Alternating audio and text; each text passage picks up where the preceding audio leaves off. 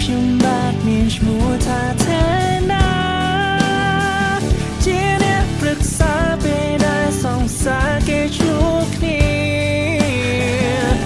មានជំនាញខាងព្យាបាលចិនមិនដែលកិនប្រាក់ពីអ្នកជំងឺបើឈឺអាចមកសាបានរងដូចបងនោះឡងជួបតែពេលសែWhen you get mad បងគឺជាបែបព្យាបាលចិត្តកិនពីអូនគ្រប់ពេលវេលាបងនៅតែដល់ថ្ងៃអូនឆ្លូគ្នាI'm here បាលជំងឺស្រីតែខ្ញុំកើតអី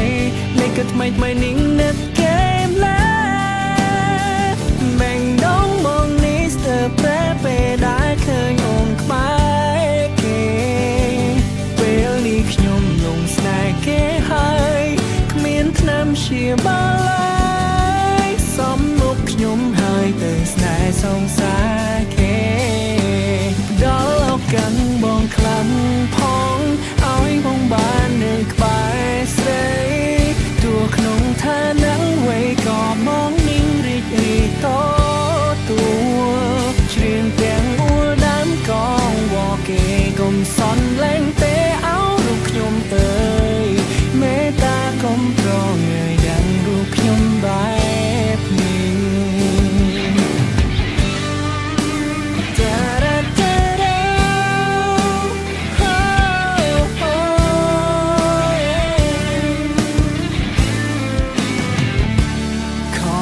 បងបែគេធ្វើឲ្យអូនទឹក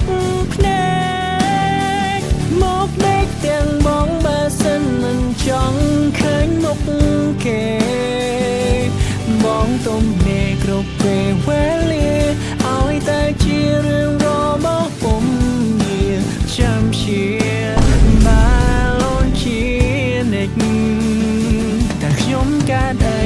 លេខក៏ថ្មីនេះនឹកគេមឡាបែងដងបងនេះស្ទើរប្រែពេលដែលឃើញអូនក្បែរគេពេលនេះខ្ញុំលងស្នេហ៍នាងហើយមិននឹងធ្វើម៉េចឡើយសំមុខខ្ញុំហើយទៅស្នេហ៍សងសារគេដល់ឱកាសបងខ្លាំងផងឲ្យបងបាននៅក្បែរស្រី